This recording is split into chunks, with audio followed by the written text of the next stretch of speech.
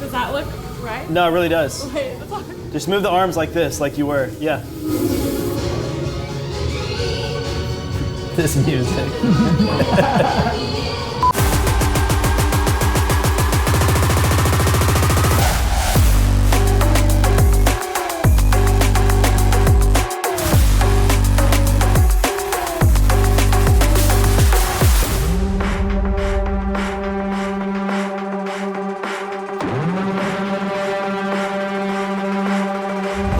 Hey, what's up guys? This is the Godox production series, and today we are filming at this awesome industrial location set. And what we're doing is creating a fitness commercial using two different looks, one magic hour look and one daytime look. And we're gonna use the lights to modify both those looks. So let's do it.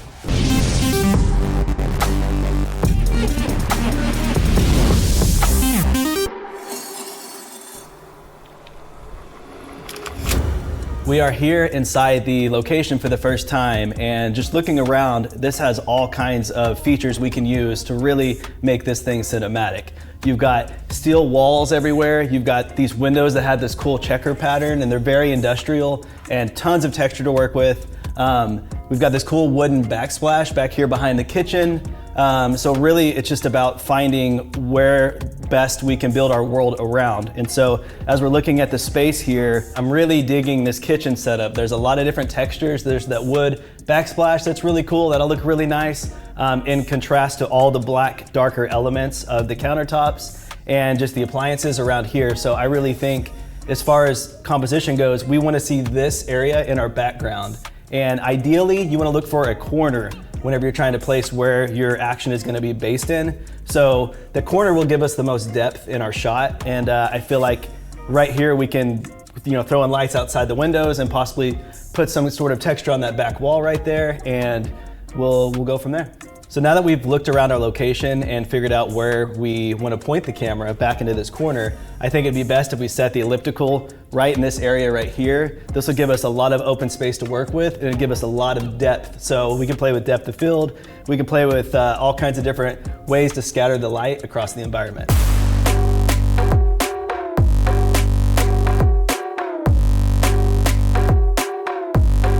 The idea here is that we angle it this direction, so then that way the light is gonna cast through here, and it's gonna be darker and more contrast on this side of our talent's face. So I think angling it this way should be our best bet as far as setting this up in this environment.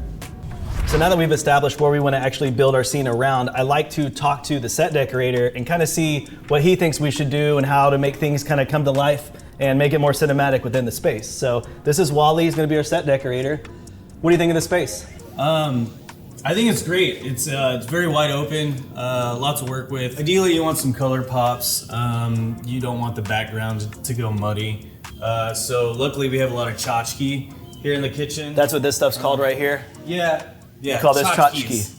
In the biz. In the biz. We call these industry terms.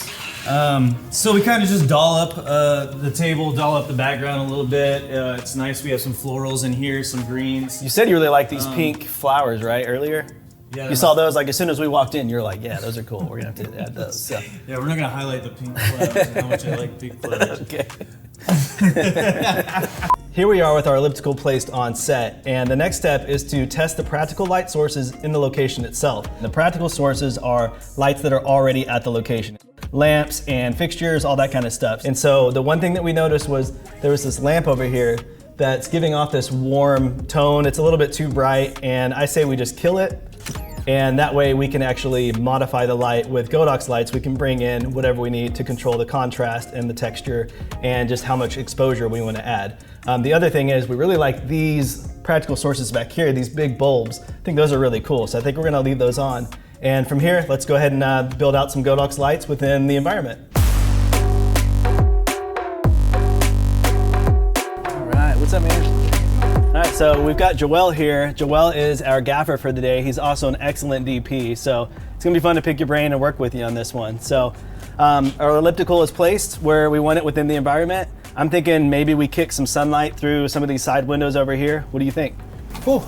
Since we have all these really great windows, I think a good starting point would be getting a couple of the M600Ds up and putting the Fresnel so we can spread the light beams out a little bit more. And I like the texture that this window has given us, so I think the light going through will break it apart and scatter it on that back wall really well. Sweet. Okay, cool. Let's try it out. So we've got the Knowled M600 buy set up right here. Joel's got a couple of them here with the FLS10 Fresnels attached to them. Well, one of the things I really like about these Knowled M600s is the output is just crazy, insane bright. It's like the sun, right? Exactly. Cool. And having the bicolor option too lets us match anywhere from daylight to tungsten. So with these lights, we are placing them up high and angling them down so that way it looks like motivated sunlight kicking in through the windows. So whenever you set lights up outside, think about that directional beam as it kicks down and that you get the angle, especially if we want to add haze in our environment, we might be able to get some light beams. Either way, it looks like it's natural sunlight being motivated outside the windows. Now we have 3 Knowled M600s set up outside, and this is basically bringing our sunlight into our environment. So let's go back inside, check the monitor, and see what we got so far.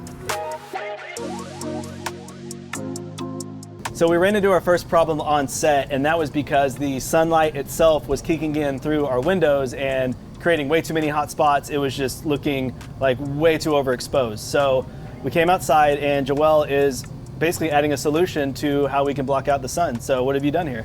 We've taken this large piece of duvetine fabric and we've go ahead and block out all this natural sunlight that's coming in that's messing with our artificial sunlight. I think that actually did the trick. You know, now that we're looking at it, we can see it in real time. And yeah, nice work. You got it. I think now, because these are so bright over here, those windows, let's go ahead and let's add some gels to like some of those squares. It might give us a little bit more color. It might just give us a little more interest on that side of the screen. The blue one, and then you want to put one like right there? Yeah, I would say even let's do some back here. Back here. That's where it's really hot. So this is why it's a lot of fun to have help on set, because we can watch Joel problem solve everything that we throw at him. We're like, hey, what about this? What about that? He's the guy that makes it happen, so it's always nice.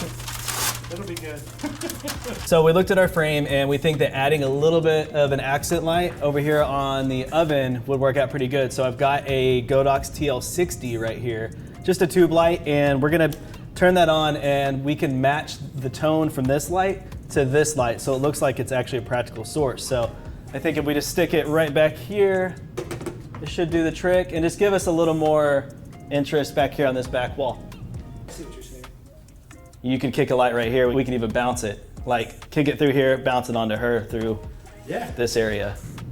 All right, so our set is pretty much dressed and ready to go. So we've got our tube light, our TL60 over here. It's our accent light on top of the oven. We've checkered the windows with a couple of gels. We put the duvetine cloth outside here that's blocking out all that sunlight. And as we travel through here, you see all the checkered gels just giving us cool textures. We've got the Knowled M600s outside. That's kicking in some nice, controllable, natural looking sunlight. And then we're gonna keep coming over this way. Here's where our talent's gonna go. We've turned some practical lights on just so that we can have a few other practical lights within our environment. And we've got a Knowled M200 buy. And that is bouncing off of this poly board right here, which is gonna fill our subject nicely. It's gonna have nice diffuse soft light across her face. So a thing to consider whenever you're looking at what you want your talent to wear is look for maybe something that's a complementary color to your environment. So we have a lot of orange and tungsten color through the windows and the background. So I really think going with a blue, which is a contrast color, to the orange would actually work out pretty good. What do you think? Yeah, it's a great idea. And I love that we have a splash that's blue here and to mimic it. Yeah. I think that's the one. Okay, blue it is. So, fitness commercial, we need sweat. So, to save time, in a matter of efficiency, we use glycerin. So, typically, we mix 1 part glycerin, 2 parts water, and it keeps the sweat on the skin. And that's what makes it look like real sweat, right? And it stays consistent throughout? Yes. Okay. That's the most important part. It stays consistent throughout. You can dial it back, or you can make her more sweaty. You can make the sweat run, or you can make the sweat stay in place. Our camera setup today, we have a red Komodo with a 35mm lens. And I found that the 35mm is just the sweet spot of what we wanted to shoot today, because we can get wide and tight and still get lots of depth of field. And also, as far as camera move goes, since this is a fitness commercial and it's gonna be intense and a lot of action type shots, movement is very key, and I feel like the 35mm with the Dana dolly will be the perfect setup. She's going so fast, she's burning rubber. It's like all this smoke just like, just walked in. So make sure anytime you're using a hazer that you incorporate a fan so it evenly distributes the haze.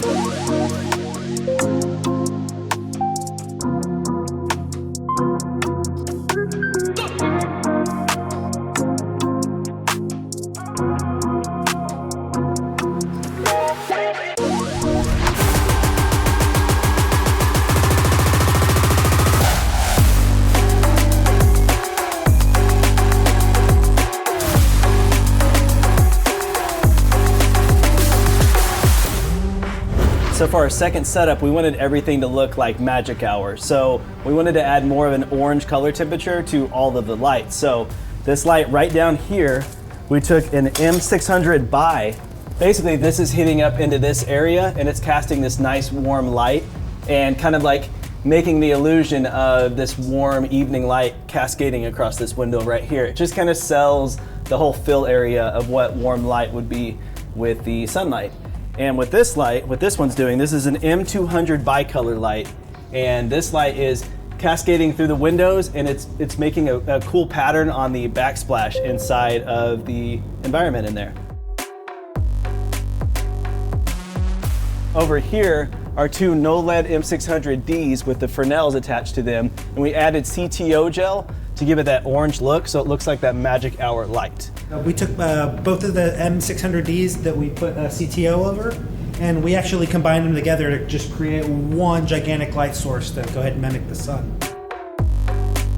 So these are set at 100% power. They're kicking in through there, and it's giving our subject a nice backlight, which is creating a rim light and kind of bringing her away from the background. And it really just mimics a really cool sunset type look. And so that's what we were going for. So now that we're inside, we have created our magic hour look, and this is the interior. And what we decided to do was condense our world. And why did we do that? We pushed everything back. We were trying to create this look. It's still broad daylight outside, so we were getting a lot of light spill from the sun. We pushed back so we didn't have to cover as much territory with these front windows, and we could get tungsten coverage of the back windows. So unless you have like 20 lights you want to extend all throughout, you know, every window of your set, you need to shrink your world, and sometimes that actually plays to your advantage. So that's basically what we did here. Yeah, I mean, a smaller world is sometimes easier to modify and create. Yeah. For our key light for this setup, we wanted to use an LD150R panel light and kick that into a polyboard, and that's gonna basically reflect light onto our subject from there. It just softens it. It's gonna make it a more flattering light. What we found out is we had this light matching the CTO, the orange tone that was outside, and our subject was just looking way too washed out. She was all orange. So we took this, we turned it to more of a 4400 Kelvin color temp, and that's gonna help kind of bring out her skin tones and kind of separate her more from the background. So in the original composition, this light was set to tungsten, but we noticed, you know, early on when we were looking at the camera that we needed something of contrast in the background. So we went ahead and put it to a wider light, and we set it here to softly touch the backsplash of the wood, and it really gave us some depth to the image.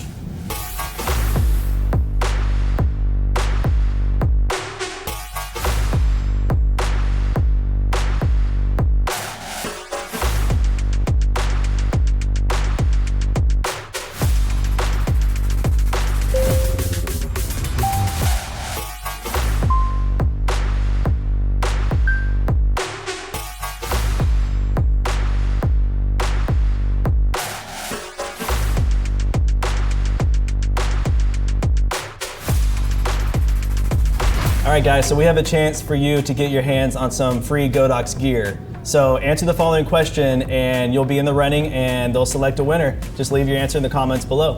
The question is, how would you create two looks in one location?